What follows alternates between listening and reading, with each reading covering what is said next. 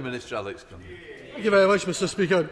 As we've already heard, the Crown Court backlog has reached nearly 57,000 cases, and many victims of rape and sexual violence face waits of 3 or 4 years until their case comes to trial, all the while unable to fully access the therapeutic support they desperately need. It's yet another example of this government failing to properly support victims of male violence.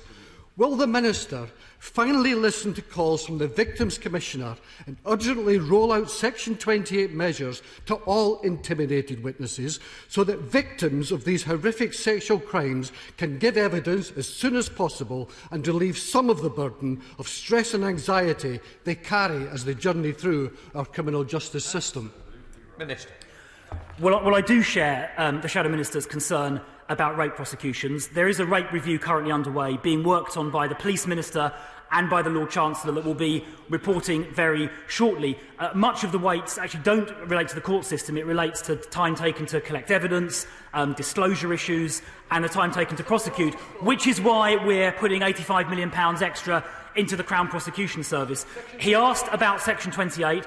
The application of Section 28 has been considerably widened recently, and we want to make that available as widely as we can, as quickly as possible. We also want to support victims. That is why we'll be spending £140 million in the next financial year, a significant increase on supporting victims and witnesses. And finally, on rape, perhaps the Shadow Minister can explain to the country and his constituents why it is that this evening the Labour Party will vote against. Minister, order! Minister. Well, we need to calm down.